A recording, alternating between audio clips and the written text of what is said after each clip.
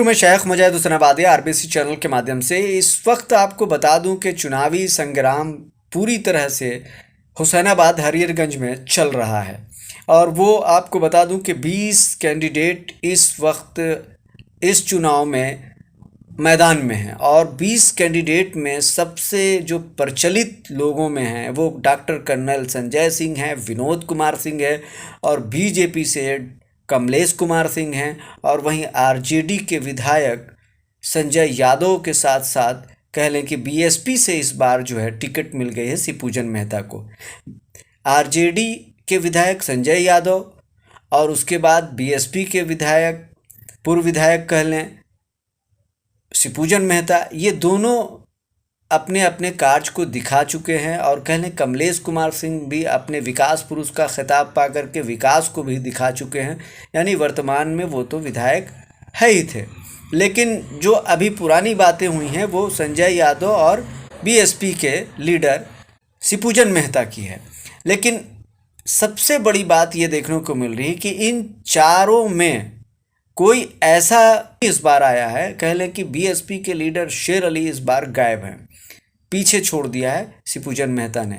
काफ़ी कंपटीशन किया और कह लें कि उस कंपटीशन में जीत उन्हीं की हुई टिकट लेने में और वो इस बार के प्रत्याशी बनाए गए हैं। बीएसपी उम्मीदवार से वो लड़ रहे हैं और दमखम से लड़ने की जो उनकी शैली है वो देखने को मिल रही है क्षेत्र में। लेकिन सबसे बड़ी चीज़ ये देखी जा रही है कि वो मुस्लिम वोटर जो बीएसपी के रुझानों में 2019 में देखने को मिला था, जो 29,000 जो उनको वोट प्राप्त हुए थे, 29,000 वोटर्स आज भी मुहाने पर खड़े हैं। कुछ लोग जो हैं बीएसपी के जो मूल कह लें कि जो वोटर्स होंगे वो तो बीएसपी की तरफ जा सकते हैं, लेकिन उसमें से जो मुस्लिम समुदाय के वोटर्स होंगे जो काफ़ी बड़ा तबका है वो कहाँ जाएं, आज भी वो सोचने पर मजबूर हैं। अभी की जो वर्तमान स्थिति है जो धरातल पे देखने को मिल रही है वो ओह प्यू की स्थिति में पड़े हैं। जाएं तो किधर जाएं, इधर जाएं तो गड्ढा, उधर जाएं तो खाई, वो वाली स्थिति हो गई है।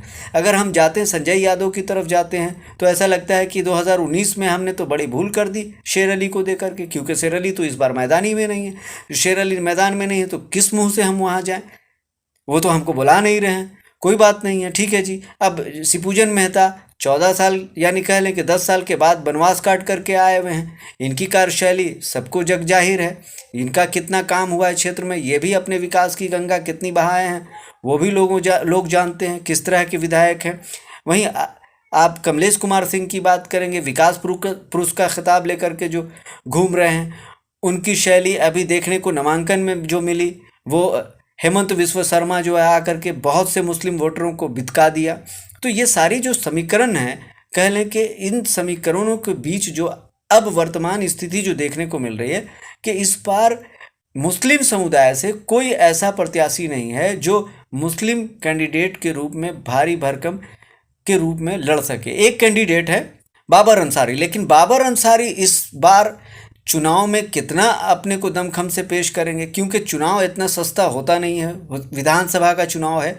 और अगर वो सोशल वर्कर भी हैं तो वो कितना लोगों को लुभा पाएंगे, कितनी सिंपैथी ले पाएंगे मुस्लिम वोटरों की, क्योंकि कहीं ना कहीं आप क्षेत्र का भ्रमण करेंगे, भ्रमण करने में भी काफ़ी खर्च होता है। तो सवाल ही नहीं है कि पूरे विधानसभा को घूम करके और लोगों को जागृत किया जाए और उसके बाद उनसे वोट मांगने की कोशिश की जाए, तो उसमें भी काफ़ी दमखम लगाने की ज़रूरत होती है। लाव लश्कर को लेकर के चलना होता है, अपनी पकड़ भी दिखानी होती है, मतलब बहुत सारे खर्च है। कह लें कि चुनाव सस्ता नहीं है, महंगा चुनाव है, चाहे वो कोई भी लड़े। तो आज एक सामाजिक कारकुन सोचेगा कि हम साफ शफाफ छवि हो और उसके बाद बड़ी अच्छे नेता हैं और हम आ जाएंगे और मार्केट में हमको सपोर्ट कर लेंगे, तो ऐसा होने वाला नहीं है इस युग में।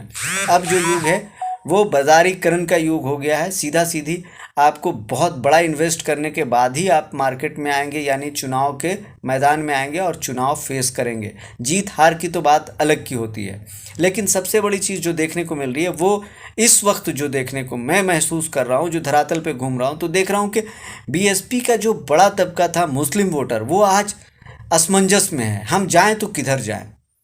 और इसी का फ़ायदा कहें कि लोग उठाने में लगे हुए हैं। आरजेडी ऐसा सोच रही हो कि अब मुस्लिम वोट कहाँ जाएगा, मेरी तरफ ही आएगा, कहाँ, हम तो सेकुलर हैं, हम तो महागठबंधन के उम्मीदवार हैं जी, अब हमको लोग सपोर्ट ही करेंगे, जाएगा तो जिधर का जाएगा हमारी तरफ आवेगा।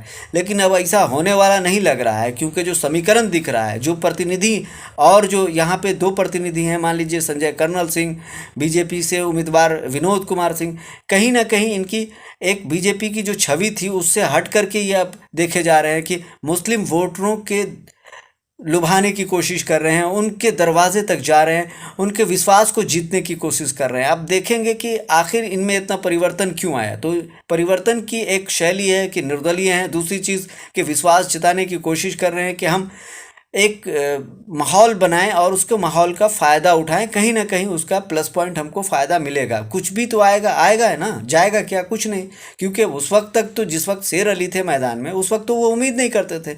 लेकिन अब वोटर्स तक रहे हैं तो उनको बुलाने में क्या हर्ज है, कोई भी बुला रहा है।